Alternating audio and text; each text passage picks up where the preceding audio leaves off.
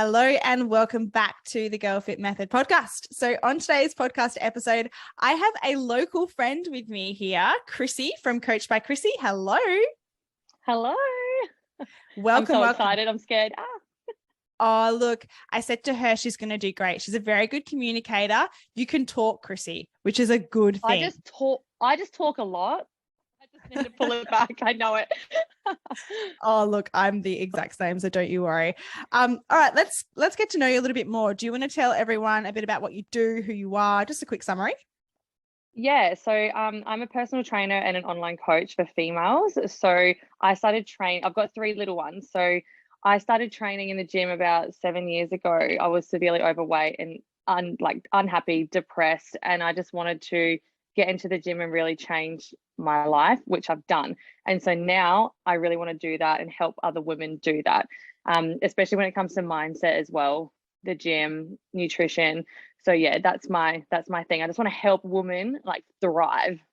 Love that. That's so good. Yeah, I can't believe you've got 3 kids. Honestly, what are their ages? That's a lot of kids. 3, 5, and 7. Oh, wow. So and not many. Yeah, so close together, and not many people know I have kids because I keep that stuff private. I keep it off social media. So yeah, a lot of people will say to me what? Like, you have 3 kids? Yeah, like 3 kids is a lot. I act 20. Yeah, it is a lot. So juggling thing is a struggle, but I get it done. It is. Oh, I could only imagine. I've got 1 and I find it hard enough. So having 3 is crazy. And I feel you. I know we've spoken about this before around sharing images of your kids online. And I think as your kids get older, it's very different when they're babies and when they're little, because they're kind of not aware, but as they get older, they can understand that someone's sticking a camera in their face, and you never want to make them feel uncomfortable or make them feel like they need to perform. It's a really fine line, isn't it? Yes. And I have my beliefs about it, and I don't judge other people who choose to share their kids. But I had a question box not long ago, and someone wrote me an anonymous question going, why do you not share your kids? It seems, what did they say? It seems very up yourself or self-obsessed because I don't share my kids on social media. I was like, babe, it's their privacy and their safety that I do it for, and the respect of my ex-partner as well. So no, I can be a bit self-obsessed, but that's not the reason. Yeah, absolutely. Geez, that's so harsh. My goodness. Wow. I know. Lucky I don't mind. Nothing affects me, strangers on the internet. It just doesn't faze me at all. So yeah. That's good. That's good. You need that for social media. Yes. All right. So we're not going to talk about our children today as much as I'm sure we would like to, but we're going to really delve into the thing that we wanted to talk about today was really around who you surround yourself with and how that can make a really big impact on yourself, the trajectory of your life, and really the kind of person that you are. But I want to kind of take it back and learn a little bit more about you. And I guess when you started to realize that maybe the people that you were surrounding yourself with weren't really serving you. Yeah. So I have a core group of best friends who I went to high school with. So it's been 15 years and we've been the absolute best of friends. But I tended all throughout high school and growing up into adulthood, I always brought other people into the friendship group because I get along with people so easily. Like, I can talk to someone and connect with them, and then instantly they're my friend. And I would bring certain people into our friendship group, and my friends would be like, babe, like, this person, nah, like, it's just, they're not for you. And I'm like, no, just give them a chance. And I've been burned so many times, and it took me such a long time to actually learn that I have this thing with loyalty where I'm not going to turn my back on a friend. But I found, especially recently, that it's not really about loyalty. I just have to do what's best for me. And if I'm not being the best person that I can be around certain people, I need to just separate, because I believe that every person and friend that you have serves a purpose at the time or serves a lesson. And not everyone's meant to be friends forever. So yeah, a lot of my friendships have come and gone because I've given people chances, and then, something's happened, or I've felt disrespected, or it was just super toxic on both ends. And I'm just like, now I'm like, I just will not have a bar of that anymore. And now I've got the best people around me, best opportunities, the best vibes, the best energy. So I think, to answer your question, it would be definitely the last 6 months. I've ended a lot of friendships, and it's been harsh. At some, and other people, I think, look in and go, that's really rough how you've done that. But I am like, no hate, no argument, no drama, no fight. I just need to remove myself. I wish you the best. And that's how I've left it. That's it's big. That's a really big decision. Female friendships are interesting. And I think sometimes the dynamic they can have, or you can have with a female friendship, is almost more, a friendship breakup can be almost more painful than a breakup with a boyfriend or a partner. And also the influence that they have over you as well, and who you become around those people. What I want to do is go back a little bit further. So I want to talk about, because I know there's going to be listeners here who know that they have people around them that probably aren't really serving them, or they're not even aware of that. So for you, I guess, who were you? Like, let's go back to when you feel like you were around people that weren't really bringing you out, or bringing out the best in you. And what did that look like? Like, what kind of person were you back then? Back then, I was super insecure and I was a people pleaser. And so things would happen to me, or in situations would happen, and I would just forgive, because I'm like, oh, but if I cut them off, they're going to hate me. They're going to turn people against me. I'm going to look this way. I was just super insecure, and I wasn't sure about myself, I think, and my self-esteem was very low. So I was holding on to all these people going, I need to be liked by everyone. Now I don't care at all. And I think I was very authentic to who I am now, my values, who I am, who I surround myself with. I just am who I am. And some people don't like it. And the people that do like it, love it. And they're just my people. So yeah, back then I was just an insecure person. Yeah. So I just wanted to please everyone. Right. Okay. And that came from a place of, because I think people pleasing can come from a few different places. I think about, or reflects back on my own life, and I definitely have, and I think this is more common. I mean, I'm speaking generally here. I think it's more common in women than it is in men. And for me, I think back, and I was definitely a people pleaser in that I did worry about others' opinions, right? And fitting the mold. And then secondly, not wanting to let other people down, and almost carrying this responsibility to make other people happy, and then also to live up to the expectations of other people, because you felt if you didn't live up to those expectations, then are you actually lovable? Are you actually enough? And when you don't have that foundation of self-confidence in who you are, you're gaining this validation from the relationships in your life and from what other people say about you, or whether you fit in, then that becomes such an important part of your life. And you almost need to people please, because otherwise, what have you got? Where does your worth lie? Yeah. 100%. And I was so toxic back then. So I used to be just the most toxic person. I used to gossip. I used to be super judgmental. And the people who I surround myself with did the same things. And as I've gotten older, I've realized I don't want to be that anymore. So if I don't want to be that anymore, and I'm really working hard to not be that person, if I'm still surrounding myself with these people, I'm never going to be able to get out of it, because it brings out, when you're around these people, it just brings out the worst in you. And so if you're trying to overcome that, not be that anymore, you just need to step away and find those people that bring out the better version of you. Yeah. So I'm just thinking right now, though, like, that sounds very easy, but it's really not very easy. There's two things. No, there isn't. There's two things I want to really explore. So first of all, and maybe let's start with this first one. So when you feel like the only people you have in your life are toxic, and you know that you need to make a change and move away, it can feel very lonely. It can feel very isolating, breaking away from those people, because your default is always having them. It's really important. We're very social creatures. Humans are social, right? We need friendships. We need relationships. 100%. And so sometimes the thought of being alone is almost worse than continuing in being in these close relationships or close proximity to these people that aren't really serving you. For you, I guess like there had to have been something that made you go, okay, like I got to make the jump here. Like, can you think back to a certain scenario, or like what helped you? Was there somebody in your life that came into your life that said, hey, like you deserve better? Like, what was it for you? What was the catalyst? Yep. So first thing, I've never had a group of people that have been toxic. It's been like one. So I've always had my core friends. So I've known that I'm never going to be alone. I've got my core friends who support me no matter what. It's always just been the people here and there that have come into my life. But as an example, recently, because it's been recently where I've got no emotion to it.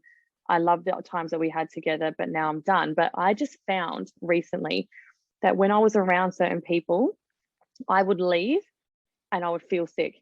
Like I would feel yuck inside because I have just walked away from that situation and being around them, and I've gone, oh, like a part of me just came out that I don't like. And it's never been just a moment where I've gone, that's it. It's been a number of little moments where I've felt like this.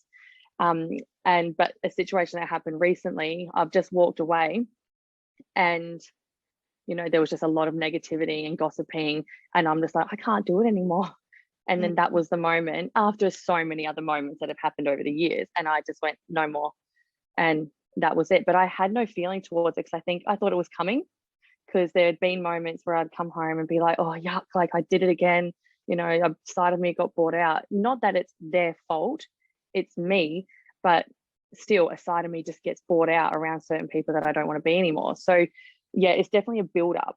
It's not just one thing that happens. I let things slide so often, and I try and accept all my friends, even with their flaws.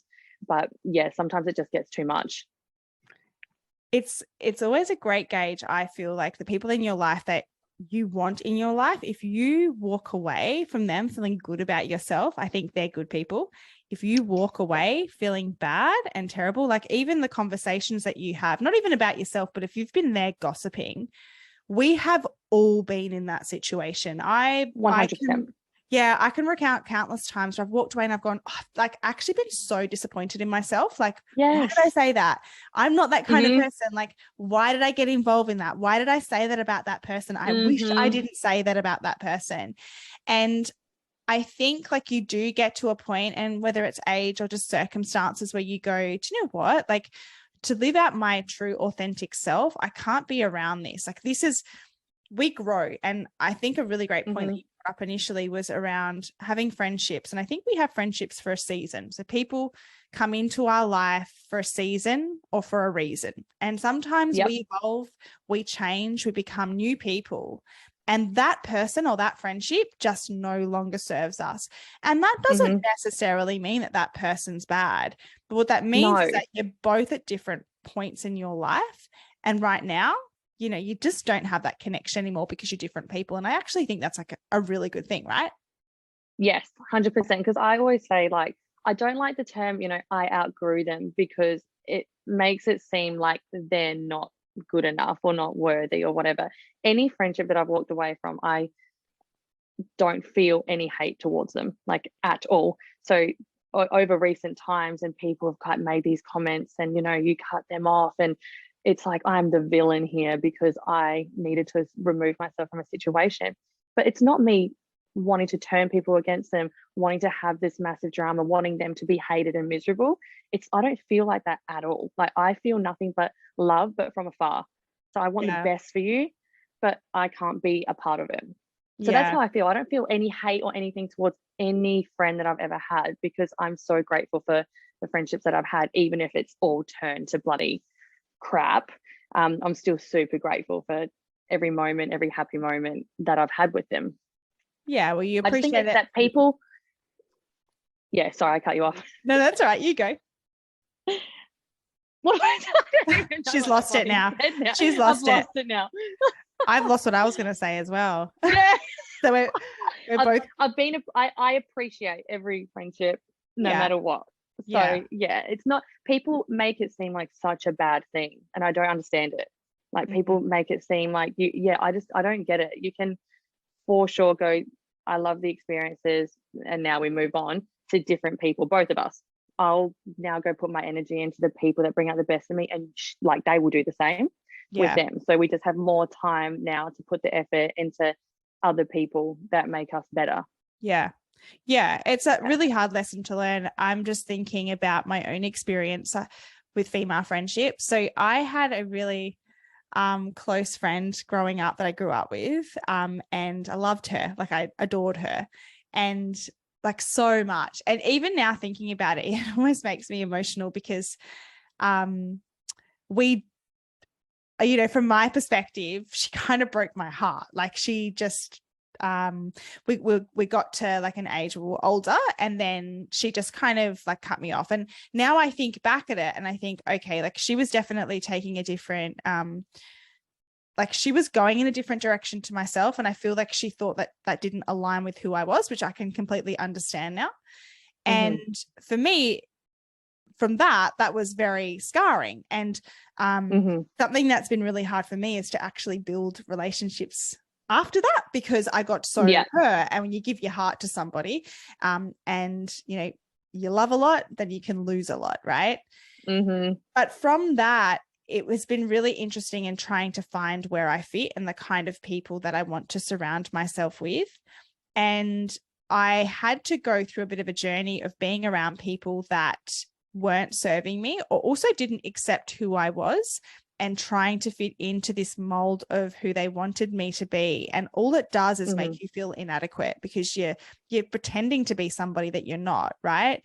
And having to break away from that required me to really build confidence in myself and know my worth, and then know the people that I want around me to be able to bring me up. And I'm, you know, now I'd probably say, for me, if I was to be completely honest and vulnerable, like I'm to the point where with friendships, I'm probably a little bit too harsh, right? So if somebody gives me 1 inch of like, I don't like what I'm seeing here, or there's, and look, I'm a very friendly person. I love people, as anyone would know, like, same. Like, very friendly.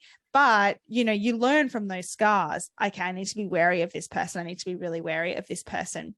What I'd really like to talk about now is, like, if we bring it into the health and fitness space, and something I've really noticed with our girls is that sometimes those relationships that are toxic, that aren't good for us, are relationships that we actually can't cut off. So they can be parents, they can be like aunties, uncles.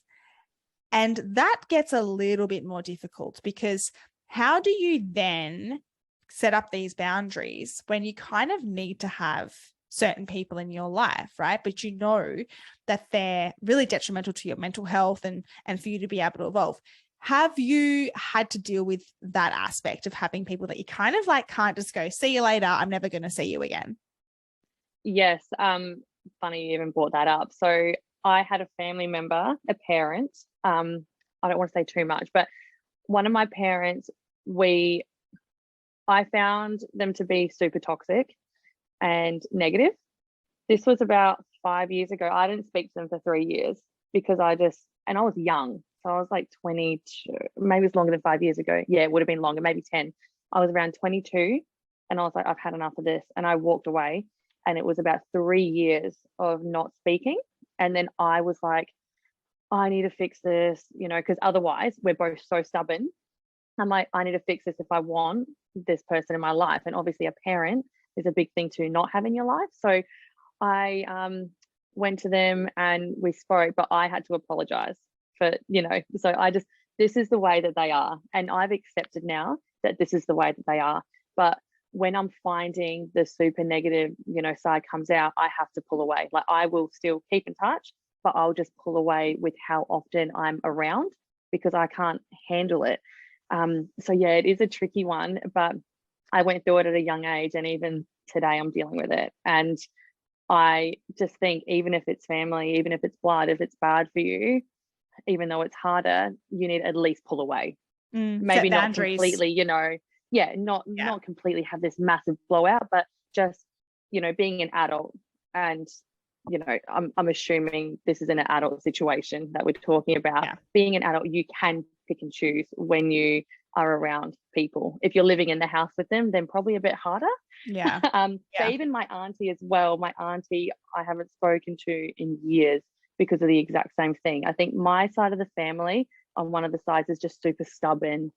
Like you cannot have a conversation with them and then go have any self-awareness and go, yeah, okay, I was wrong. And I've really struggled with that. So that's what I'm working on, to be better with other people, because I am very stubborn, but I need to now go, okay, like I need to see things from other sides, and I need to put in the work to not be that person, because there's nothing worse than talking to someone with no self-awareness. Yeah. Nothing worse. Yeah. Self-awareness, and also someone that is led by ego, because the truth is like we all make mistakes, and we have to be able to forgive each other in order to be able to mend relationships, but also just to be able to get along. Just touching on that with a family member, I think that makes things a lot harder, especially when we have expectations of, you know, we talk about parents, right?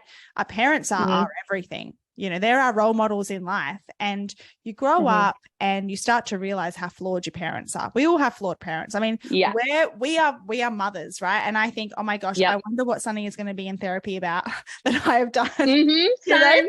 And it's terrifying. It's so scary. I've got so much childhood trauma. Like, what am I doing to my kids? And that's what pulls me back sometimes. I'm like, the way that I am sometimes, I'm like, oh my God, what am I doing to my kids? You know, I have to be better, because I see myself being like my parents sometimes. And then I realize that I'm very self-aware. So that's a very good thing for me, where I pick myself up like when I'm doing certain things and I'm like, oh, that needs to stop. I need to make a conscious effort to not do that, so my poor kids don't grow up with all this bloody trauma. Well, look, it's a part of life, because we're flawed. Like, it's going to happen, right? But like, I think the key there is being aware, like you said, self-aware, but also being able to say sorry. As parents, like you're not perfect. You're still going to make mistakes. And I think what's really hard when we do have family members in particular that are making decisions that are actually harming us. Like, I remember speaking with a client who, breaks my heart to even think about it, but a very close family member of hers was this particular client had an eating disorder and was very unwell, and this family member would exacerbate that by saying some very harmful things. And even when this person was trying to get better and improve, she would make very cruel statements about the way that she looked and very horrible things. And you sit back and you think, okay, what's the motivation behind that person doing that?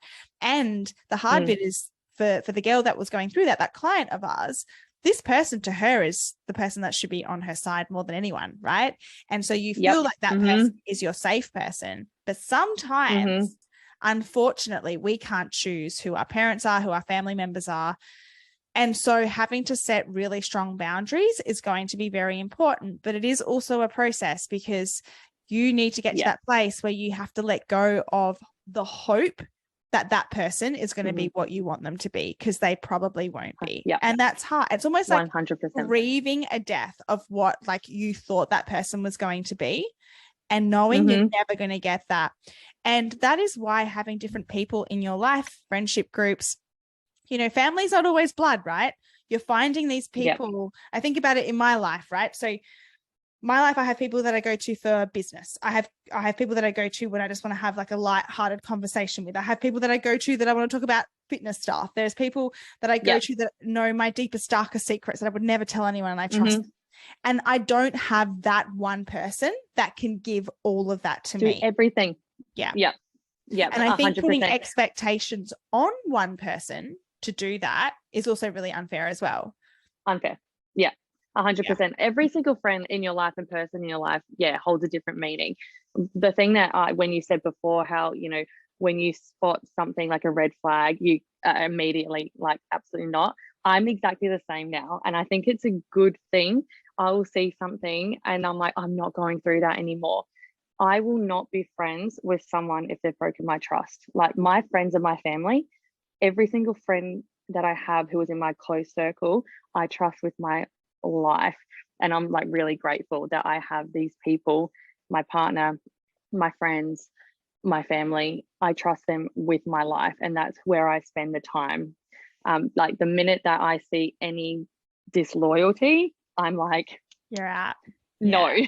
I Yeah. will not. I will not. I will forgive and say, okay, thanks for the apology, but I will never be that person's friend again, because that to me is just so important. And I really wish and hope that every single female, well, every person has those friends that they can go, I have their back, they have mine. Like, I trust them with my life, because I'm so blessed and lucky to have really, really good people around me right now. Like, I'm the most happy I've ever been in my life right now because of the people that are in it.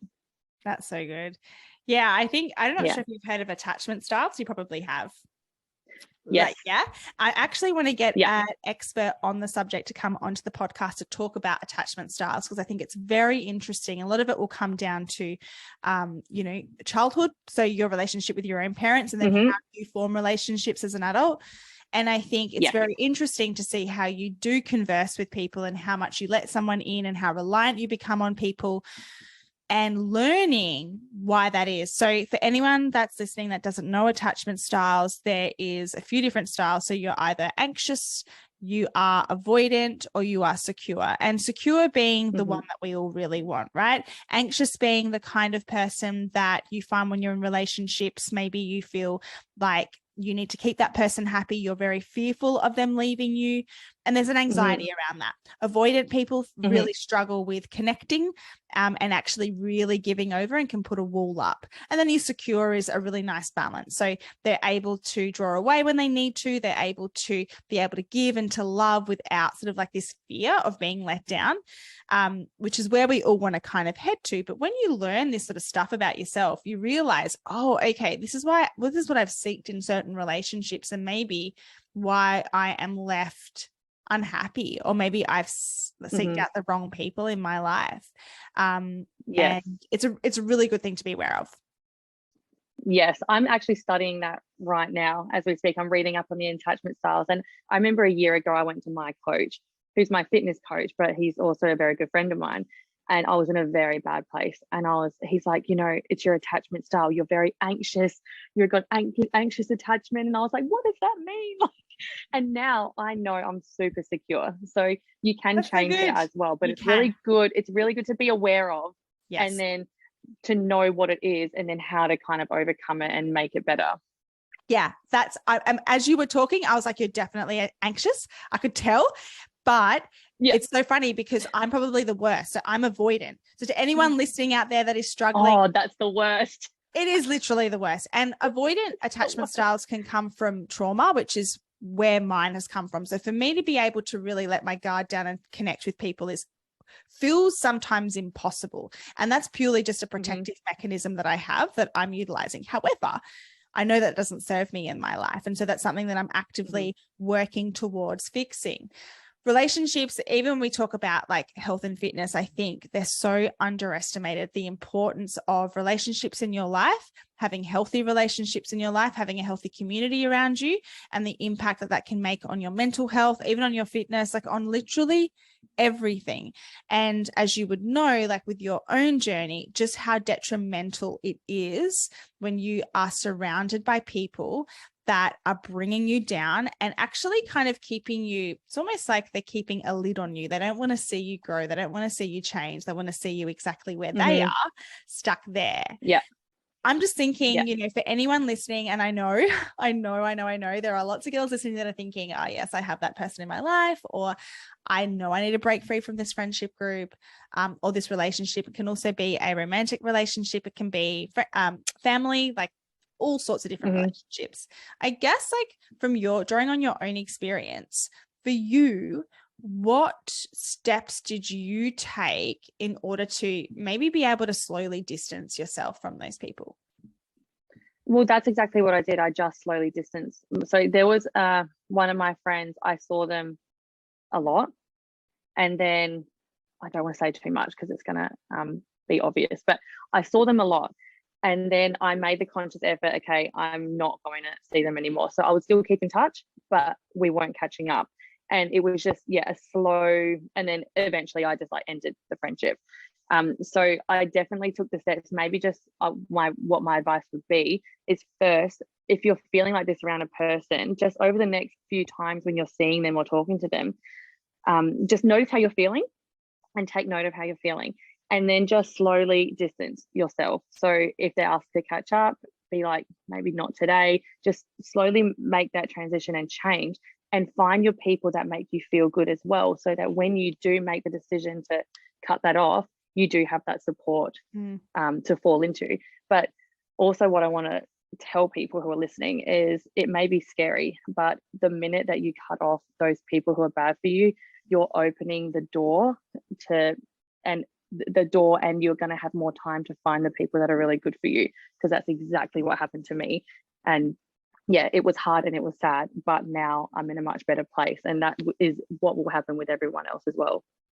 I couldn't agree more. Listen. What you feel you deserve, you will attract. And that's what you want to think about. If you know you're a better person, if you know that you want relationships where people are going to really be able to lift you up, if you don't believe that about yourself, you are going to attract people into your life that keep you small, and keep you really feeling the way that you feel currently. But if you believe in yourself, you believe that you're worth more, then you will attract people that want to see you grow, want to see you evolve, want to see you be the best person you can possibly be. And you deserve that. Like, you so deserve that. You just need to believe it. I love that. So good. 100%. And everyone. No, sorry. There is a lag. There is a lag between us. So you feel like I'm cutting you off, and then vice versa. So my apologies. Go, Krissy. Go, Krissy. Now I'm gonna. That's all right. I'll go. I was gonna say, for anyone out there that's like, oh my gosh, I don't even know where to start. Like, you need to just start something new. Like, start a new hobby. Go to another gym. Like, there are so many different Facebook groups where you can meet new girls as well that are looking. Loneliness is a really big problem, right? There are people out there that are desperate to have a friend, and just open up your mind and your heart to people that maybe you wouldn't really think you'd be drawn to initially, and go into it unjudgmental, wanting to learn about other people, and you'll be so surprised about the community that you can build, the friendships that you can build that you thought you never actually could.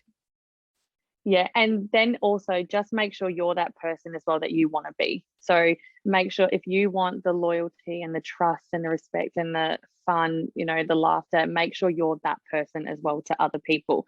And everything's a mirror. Like, life is a mirror, and I so believe that who you are, those are the people that will come to you. If you're nasty and negative and gossiping and bitching all the time, those are the people that you're going to be around, and those are the people that you're going to vibe with.